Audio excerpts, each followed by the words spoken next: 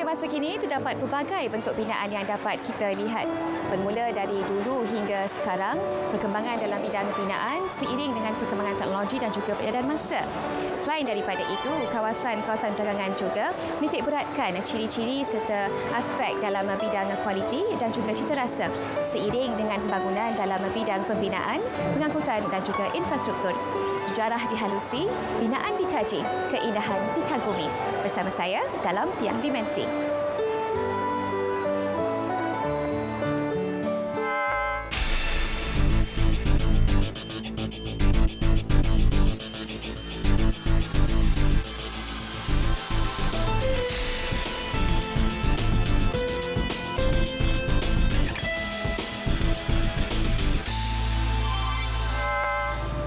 Masjid ini berusia lebih 300 tahun. Ia diiktiraf sebagai masjid yang tertua di negeri Kelantan. Seni bina serta ukiran yang terdapat di masjid ini berbeza dengan masjid-masjid yang lain yang terdapat di Malaysia.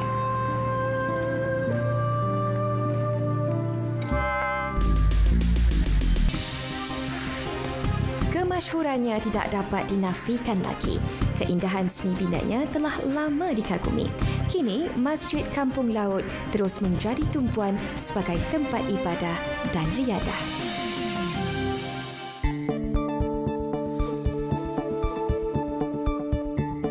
Berada di Masjid Kampung Laut ini seolah-olah mengimbau kembali kegemilangan zaman alam Melayu lampau. Dan untuk bercerita mengenai sejarah Masjid Kampung Laut ini, saya bersama dengan Encik Abu Starin bin Yaakob, Ketua Penolong Pengarah Muzium Negeri Kelantan. Mungkin boleh ceritakan sejarah asal-usul Masjid Kampung Laut ini? Okey, Masjid Kampung Laut ini dibina oleh segolongan para ilmuwan ataupun ilmuwan Islam yang dipercayai sekitar lewat abad ke-16 dan awal abad ke-17.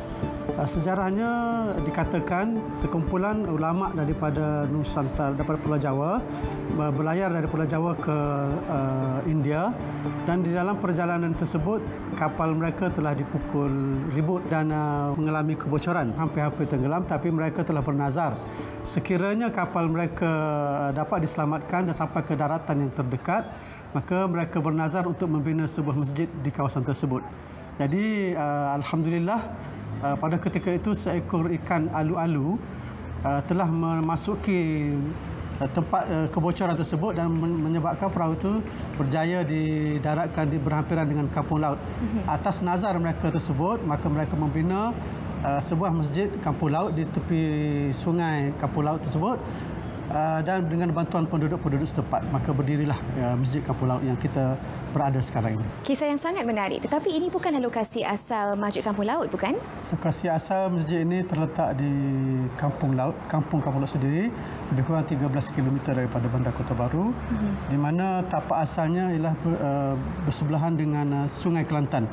Pada masa dahulu, banjir sering berlaku di negeri Kelantan ini, yang mana pada banjir tahun 1967 yang dikenali sebagai banjir besar telah mengakibatkan kerosakan kepada bangunan utama masjid ini, di mana tiang-tiang yang terletak di tepi sungai telah terhakis sungainya, tebingnya, dan tiang-tiangnya tergantung. Jadi menyebabkan bangunan ini hampir-hampir roboh. Dengan bantuan Persatuan Sejarah Malaysia Cawangan Kelantan dengan kerajaan negeri telah bermuafakat untuk memindahkan masjid ini ke satu tapak baru yang akan selamat daripada banjir dan ancaman-ancaman yang lain. Demi kebaikan dan menjaga warisan sejarah, pada 1987, Kerajaan Negeri Kelantan telah membuat keputusan untuk memindahkan Masjid Kampung Laut ini ke lokasi yang lebih baik dan strategik, iaitu di Nilampuri. Keseluruhan struktur dan bahan binaan asal dibuka satu persatu dan dibawa serta dipasang kembali oleh tukang yang mahir. Sedikit penambahan dilakukan di ruang serambi bagi menyesuai padan dengan keadaan masa kini. Unsur serta struktur binaan yang terdapat di Masjid Kampung Laut ini mengingatkan saya tentang masjid-masjid yang terdapat di kepulauan seperti di Indonesia. Apakah persamaan yang terdapat pada masjid-masjid kampung di Indonesia dengan yang berada di sini?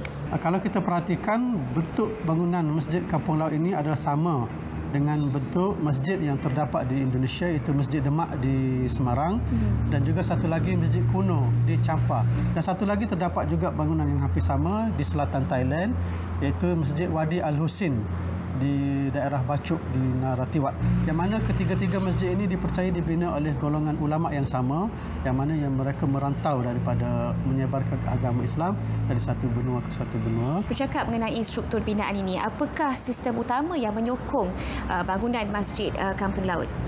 Sebagaimana bangunan-bangunan lama yang terdapat di negeri Kelantan, kebanyakannya tidak menggunakan paku, hanya menggunakan dawel, bahasa Inggerisnya dawel system, yang mana dia diperkemaskan melalui puting-puting kayu. Kalau bahasa Kelantan, puting kayu dimasukkan bagi mengemaskan sambungan-sambungan kayu tersebut. Dan atap yang digunakan adalah atap jenis Senggora yang datang khas daripada selatan Thailand, dan juga terdapat sedikit ukiran pada tiang-tiang utama, di mana ukirannya dipanggil tetupa dan dihiasi dengan ukiran-ukiran berbentuk awan larat. Melihat kepada pintu-pintu masuk yang terdapat di sekeliling masjid ini, ia lebih rendah berbanding dengan bangunan biasa. Mengapa ia dilakukan begitu? Dia bangunan lama biasanya tidak menggunakan sistem yang ada sekarang, itu sebagai aircon ataupun kipas angin. Jadi pintu-pintu ini dibuat sedemikian rupa supaya memudahkan angin masuk ke dalam bangunan itu, dan bagi angin tersebut membawa angin yang sejuk di bahagian bawahnya, dan itulah fungsi pintu-pintu ini dibuat sedemikian rupa. Semasa Masjid Kampung Laut itu mula-mula dibina, apakah fungsi serta peranan masjid tersebut berbanding dengan fungsi serta peranan Masjid Kampung Laut yang sekarang? Okey, di Kampung Laut apabila ia mula-mula dibina, ia dijadikan tempat untuk beribadat bagi penduduk setempat dan juga tempat bermesyuarat jika ada apa-apa aktiviti yang hendak dijalankan di kawasan tersebut. Melihatkan kepada struktur binaan yang diperbuat daripada kayu cenggal ini, apakah cabaran dalam aspek negaraan untuk mengekalkan keindahan Masjid Kampung Laut ini? Sebagaimana bangunan-bangunan yang lain juga, kita mendapat bantuan daripada Jabatan Warisan Negara, yang mana masjid ini juga telah diwartakan sebagai bangunan warisan, yang mana bangunan ini tidak boleh dilupuskan, dirobohkan dan dibuat apa-apa tambahan, binaan tambahan di sekelilingnya atau bersambung dengannya, yang mana bangunan ini dijaga, dan dari segi penyelenggaraan kecil-kecilan diuruskan oleh pihak muzium sendiri, dan kalau yang besar-besar kita mohon bantuan daripada Jabatan Warisan Negara. Masjid Kampung Laut ini turut tersenarai sebagai masjid bersejarah di Asia Tenggara. Pada suatu ketika dahulu, ia menjadi pusat agama yang sangat penting di abad ke-19.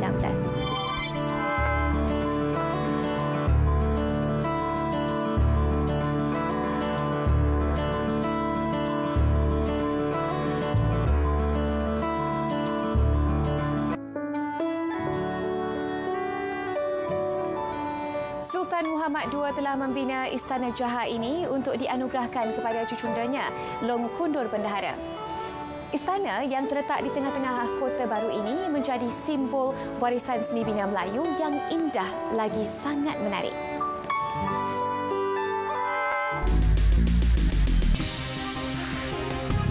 Istana Jaha terletak di tengah-tengah rangkaian zon budaya. Dengan keseniannya yang memukau, Istana Jaha menjadi mercu tanda dan daya tarikan pelancong ke negeri Kelantan Darul Naim.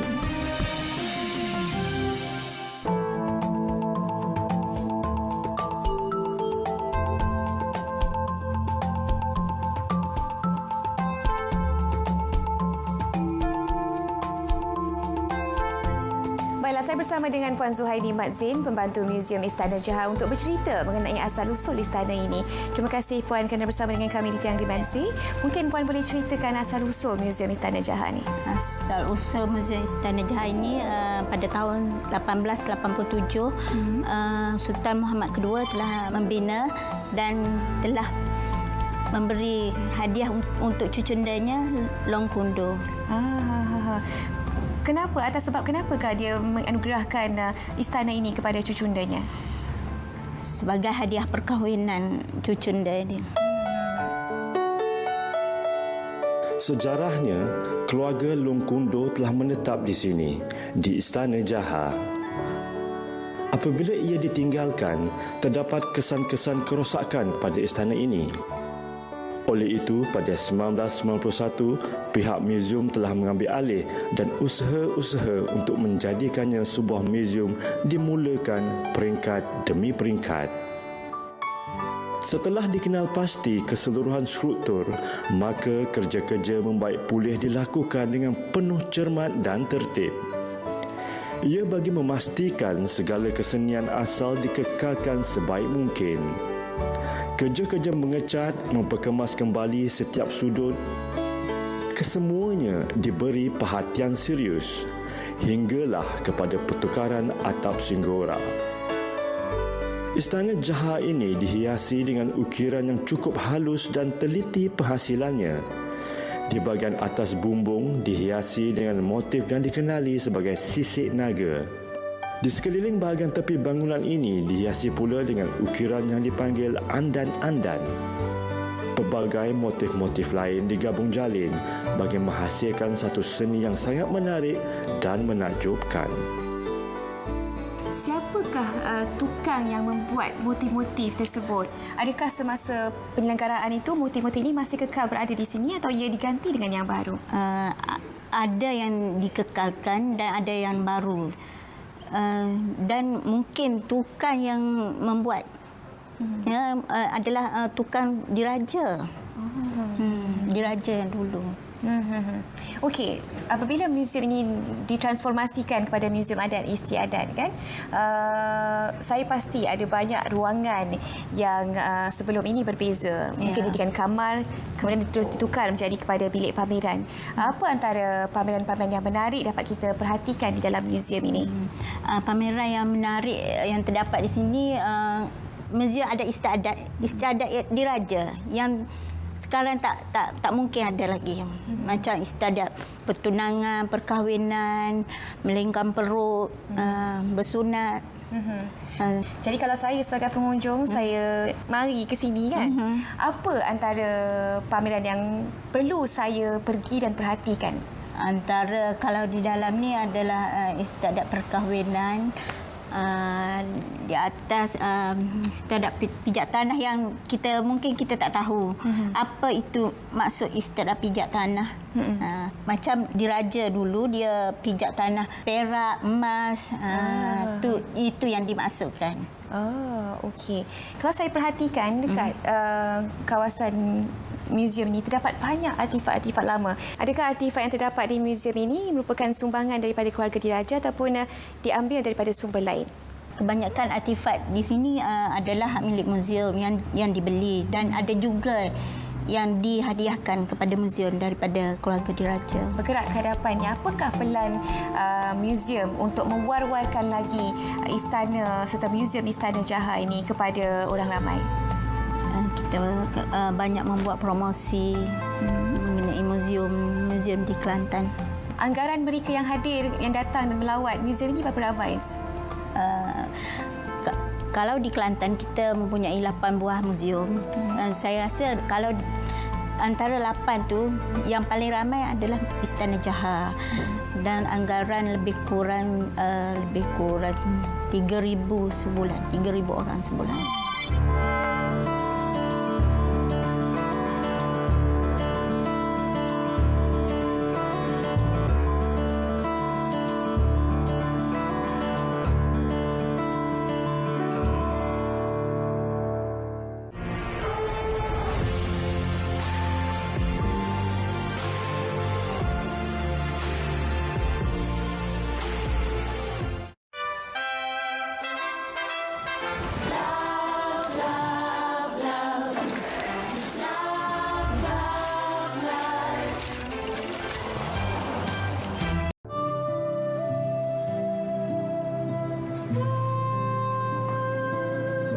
Istana Batu ini dibina pada tahun 1939.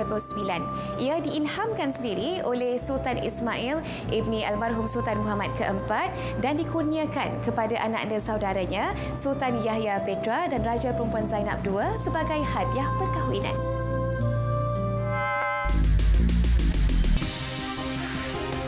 Museum ini amat bersejarah dan menjadi tarikan para pelancong, penyelidik dan juga penduduk tempatan untuk mengenali lebih dekat tentang keluarga diraja. Dikebentuk diilhamkan sepenuhnya oleh Sultan Ismail ibni almarhum Sultan Muhammad keempat.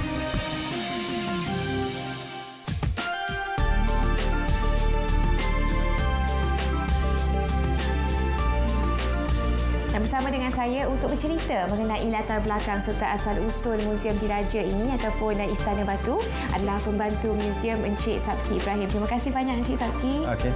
Mungkin Encik Sabki boleh cerita sedikit sejarah Istana Batu ni. Bangunan Istana Batu ini dibina pada tahun 1939, iaitu di zaman pemerintahan Sultan Ismail ibni almarhum Sultan Muhammad keempat. Bangunan ini diilhamkan sendiri oleh ke bawah Duli Yang Mulia Sultan Ismail sendiri. Dan ia adalah hadiah perkahwinan kepada Sultan Yahya Putra dengan Raja Perempuan Zainab II. Boleh tak ceritakan struktur binaan? Kerana saya lihat sepertinya terdapat dua unsur berbeza, Melayu dan Timur dan juga Barat. Siapa yang memberi inspirasi pembinaan istana ini? Di sini kita dapat melihat rekaan bangunan ini bercirikan Barat dengan Timur. Ini dapat dilihat dengan bina batunya. Istana yang mula-mula dibina dengan batu. Dan lantainya kita dapat tengok daripada kayu. Inilah dia dikatakan gabungan antara Barat dengan Timur. Ilham untuk membina bangunan ini adalah daripada ke bawah Duli Yang Mulia Sultan Ismail ibni almarhum Sultan Muhammad keempat. Kalau kita tengok kan dalam istana ini terdapat beberapa buah bilik ya. Okey. Berapa banyakkah bilik yang terdapat dalam istana ini dan apakah barang-barang yang ditempatkan, barang pameran yang ditempatkan di dalam istana ini? Okey, di sini kita dapat melihat 5 bilik yang dipamerkan di istana ini. Contohnya bilik pertama iaitu bilik ke bawah Duli Yang Mulia Sultan Ismail Putra.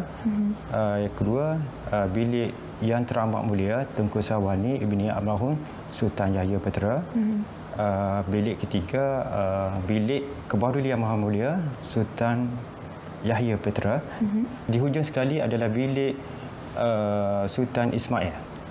Manakala kita ada satu lagi bilik iaitu bilik cenderamata, yang mana bilik ini menyimpan ataupun mempamerkan cenderamata yang dipersembahkan oleh rakyat jelata kepada ke bawah Duli Yang Maha Mulia Sultan Ismail Putra. Kebanyakan artifak ataupun bahan-bahan yang kita pamerkan di Istana Batu ini adalah seperti koleksi pakaian, koleksi perabot-perabot lama dan juga koleksi seramik seperti pinggan mangkuk antik daripada China, daripada Eropah dan lain-lain. Apabila Istana Batu diwartakan menjadi Museum Diraja, pihak museum telah mengambil langkah proaktif untuk memastikan matlamat utama tercapai. Reka bentuk asas bangunan ini dari segi luaran dan dalaman tidak diubah walau seinci pun.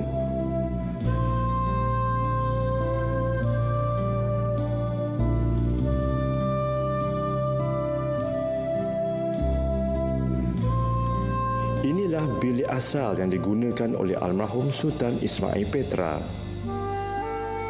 Begitu juga dengan bilik Tengku Syawani.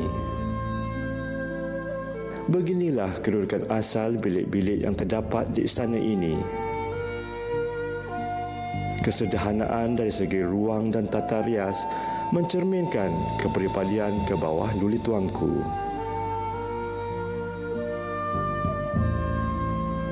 Kebanyakan barang yang hiasan yang dipamerkan adalah kepunyaan peribadi yang pernah digunakan suatu ketika dahulu.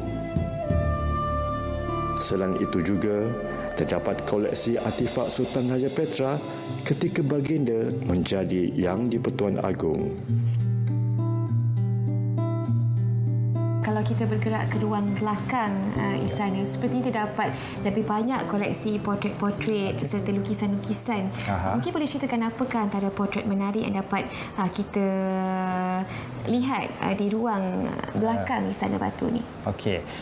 Di bahagian belakang kita panggil ruang hijau. Ruang ini kita dapat lihat kita pamer seramik lama dan juga almari-almari antik.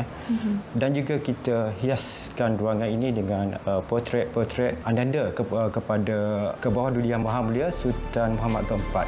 Apakah rancangan pihak muzium di masa hadapan mungkin untuk mewar-warkan lagi kewujudan Istana Batu ini serta menaik taraf muzium?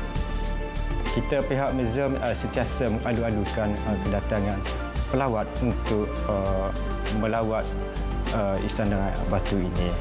Di samping kita melawat, kita dapat juga menghayati silsilah diraja dan apa yang kita pamerkan di muzium ini.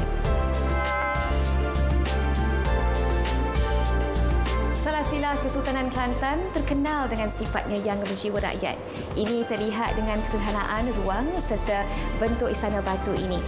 Kehidupan keluarga diraja serta keindahan ruang istana ini akan kekal menjadi warisan sampai bila-bila.